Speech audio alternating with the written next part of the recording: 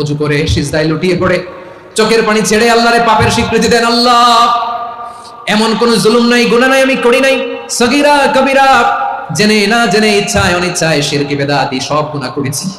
আল্লাহ, আকাশের নিচে জমিনের উপরে আমার চেয়ে বড় গুনাহগার আর কেউ নাই। চোখের পানি ছেড়ে আল্লাহরে বলেন, আল্লাহ, আমি ছাড়া তোমার গোলামের অভাব নাই, তুমি ছাড়া আমার দ্বিতীয় কোনো রব নাই, তুমি ছাড়া তো কেউ আমার গুনাহ ক্ষমা করার নাই, তুমি আমার রব, তুমি আমার সব। বলতে পারবেন? এই তাকরীর আমার পটুয়াখালীর ভাই, এই স্বীকৃতিটা দেখতে আল্লাহ বড় ভালোবাসেন, কারণ আমরা সবাই গুনাহগার। আমরা সবাই কি? বিশ্বনবী বলেন, কুল্লুকুম খাত্তাউন ওয়া বানি আদম, তোমরা সবাই পাপী। সবাই কি? সবাই পাপী। আমরা সবাই পাপী। আপন পাপের বাটখারা দিয়ে অন্যের পাপ মাপি। আমরা যে পাপী এটা ভাবতে মনে চায় না কারো, খালি অন্যের পাপ দেখি আমরা, এটা ভুল। ওর এই পাপ, ও পাপী, ও জালেম, ও জাহান্নামী, এরকম একটা টেন্ডেন্সি। আমার যে কি হালাত এটার খেয়াল নাই।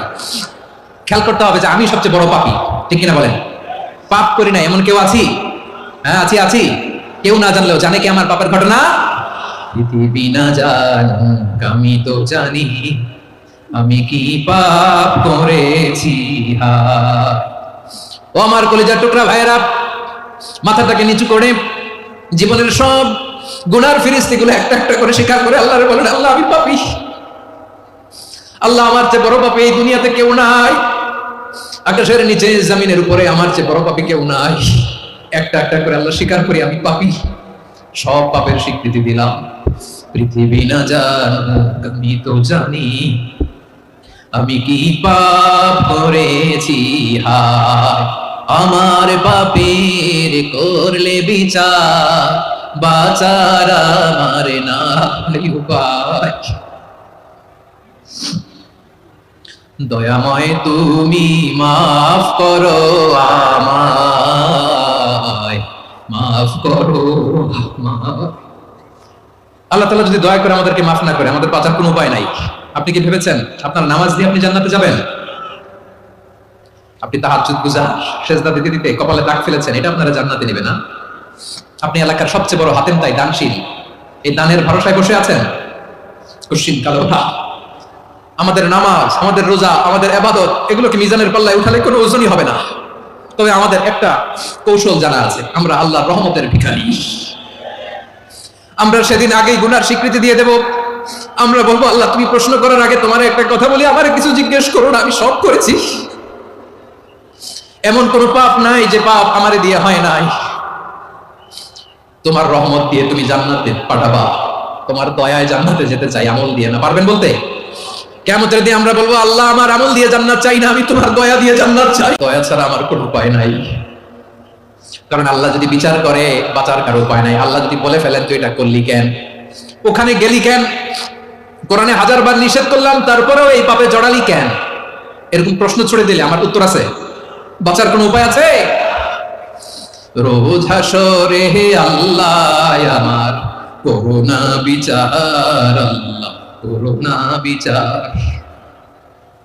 বিচার চাই না তব দয়া চাই, এ গুনাহগার করুণা বিচার। আপনার আমল দিয়ে জান্নাতে যাবেন? কি দিয়ে যাবেন? আল্লাহর দয়া দিয়ে। আল্লাহর রহম আর দয়া ছাড়া কেউ জান্নাতের চেহারাও দেখতে পাবে না। চাইবো একজন সত্তার কাছে, আওয়াজ করে বলুন তিনি কে? একজন সত্তার কাছে চাইবে। বিশ্বনবী ওনার চাচাতো ভাই আব্দুল্লাহ ইবনে আব্বাস রাদিয়াল্লাহু তাআলা আনহুকে বললেন, ইয়া আব্দুল্লাহ ইবনে আব্বাস, হে আব্দুল্লাহ ইবনে আব্বাস, ইদা সাআলতা ফাসআলিল্লাহ, যখন চাইবে আল্লাহর কাছে যাও। ও আব্দুল্লাহ, যখন চাইবা আল্লাহর কাছে চাও। ওয়া ইদা ইসতাআনতা ফাসতাইন বিল্লাহ, যখন সাহায্য চাইবা আল্লাহর কাছে ফরিয়াদ করো। জেনে রেখো ও আব্দুল্লাহ, ওয়া'লাম আন্নাল উম্মাতা লাউ ইজতামাআত আলা আন ইয়ানফাউকা বিশাইইন লাম ইয়ানফাউকা ইল্লা বিশাইইন ক্বাদ কাতাবাহু আল্লাহু লাক। ও আব্দুল্লাহ, জেনে রেখো, মনে রেখো, গোটা বিশ্বের সবাই মিলে যদি তোমার উপকার করতে চায় ততটুকুই তারা করতে পারবে যতটুকু আল্লাহ তোমার নসিবে সেটা লিখে রেখেছে। ঠিক কিনা বলেন? আর যদি গোটা বিশ্বের সবাই মিলে তোমার বিরুদ্ধে কনস্পাইরেসি করে, ষড়যন্ত্র করে, গোটা বিশ্বের সবাই মিলেও যদি তোমার ক্ষতি করতে চায় ততটুকুই শুধু পারবে যেটা আল্লাহ তোমার জন্য বরাদ্দ রেখেছে। যতটুকু আল্লাহ তাআলা তোমার জন্য বরাদ্দ রেখেছে অতটুকুই ক্ষতি করতে পারবে, আর এক চুল বেশিও করতে পারবে না, কমও করতে পারবে না। চিল্লা বলেন ঠিক কিনা? এজন্য আমরা চাইবো কার কাছে? সবাই বলেন নাই, আওয়াজ করে বলেন, কার কাছে? সব সময় আমরা আল্লাহর কাছে চাইবো, বিপদে আপদে, সুখে দুঃখে, সচ্ছল অবস্থায় অসচ্ছল অবস্থায়, পরাজয়ের সময় বিজয়ের সময়, সব সময় আমরা ভরসা রাখবো কার উপর? সবাই বলুন। একদল লোক আছে যারা বিপদে পড়লে আল্লাহর ডাকে, আছে না নাই? পটুয়াখালীতে মাশাআল্লাহ নাই, বিপদ আসলে আল্লাহর ডাকে, বিপদ নাই আল্লাহ নাই। বিপদে পড়লে নামাজ পড়ে, বিপদও নাই নামাজও নাই। বিপদে পড়লে জিকির করে, বিপদ যখন চলে যায় ওদের জিকিরও বন্ধ হয়ে যায়। এরকম আছে না নাই? কিছু লোক দেখবেন পরীক্ষা আসলে নামাজ পড়ে, আছে আছে জেনজি আওয়াজ করে, এরকম আছে? এই কমন পড়ে গেছে, কমন পড়ছে। দেখবেন পরীক্ষার সময় নামাজ পড়ে, পরীক্ষাও নাই নামাজও আছে। এরকম কিছু লোক আছে অসুস্থ হলে আল্লাহরে বড্ড ভালোবাসে, আল্লাহরে খুব ডাকে। অসুস্থ হইলে, অসুস্থতাও নাই, আল্লাহ স্মরণও নাই।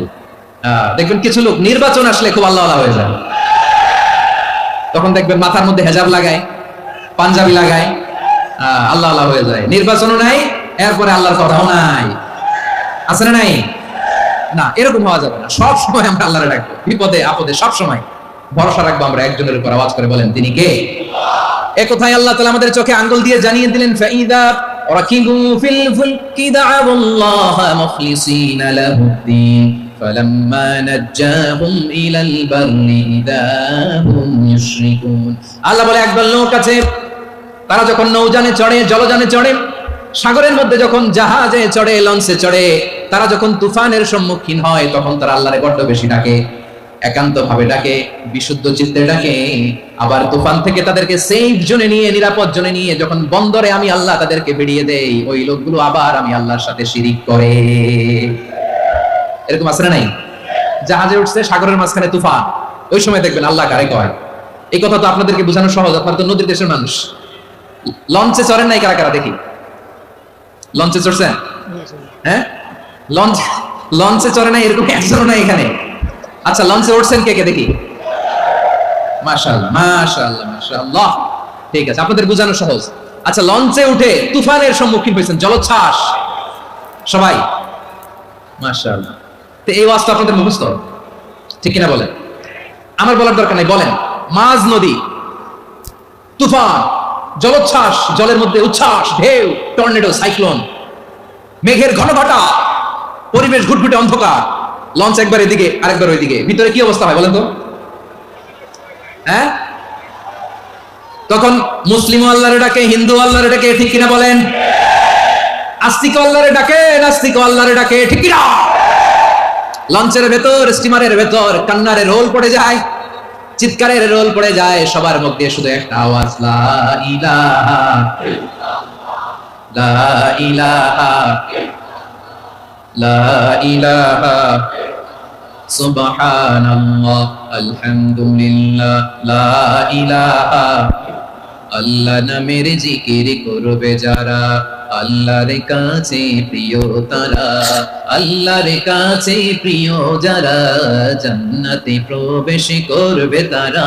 জোরে লা ইলাহা লা ইলাহা ইল্লাল্লাহ লা ইলাহা ইল্লাল্লাহ মুহাম্মাদুর রাসূলুল্লাহ সাল্লাল্লাহু আলাইহি ওয়াসাল্লাম। আমার প্রিয় পটুয়াখালীবাসী, তাহলে লঞ্চের ভেতরে যখন আমরা তুফানের মধ্যে পড়ি, তখন সবাই মিলে আমরা একটা নামের জিকির করি। নামটা কার? মুসলমানেরাও ডাকে, হিন্দুরাও ডাকে, আস্তিকও ডাকে, নাস্তিকও ডাকে, সবাই ডাকে একজনকে, তিনি কে?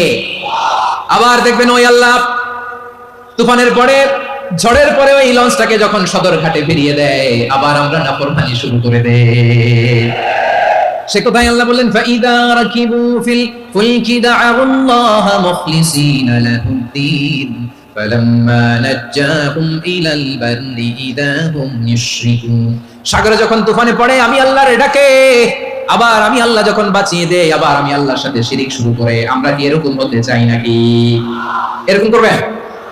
হ্যাঁ, না, আমরা তুফানে পড়লেও আল্লাহরে ডাকি, আবার বাঁচায় দেওয়ার পরেও ডাকি কারে? আল্লাহকেই ডাকি। বিমানের মধ্যে মাঝে মাঝে দেখবেন যে এয়ার টার্বুলেন্স হয়, জানেন? এয়ার টার্বুলেন্স জানেন তো?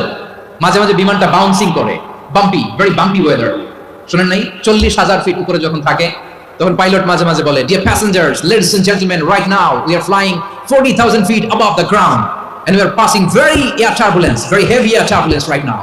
Please fasten your seat belt.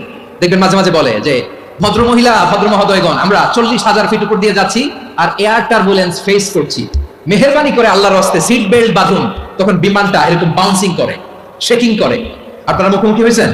ইদানিং এই এয়ার টার্বুলেন্স বেড়ে গিয়েছে। গত বছর আমার ইন্টারন্যাশনাল অনেকগুলো ফ্লাইট ছিল, তো আমি দেখলাম যে আগের ফ্লাইটগুলোর তুলনায় এখন এয়ার টার্বুলেন্স খুব বেশি। আমি একটু রিসার্চ করে দেখলাম, ক্লাইমেট চেঞ্জের কারণে, জলবায়ু পরিবর্তনের কারণে আকাশের বাতাসের মুভমেন্টে পরিবর্তন হয়েছে, ফলে এখন বিমান শেকিং করে বেশি, বাউন্সিং।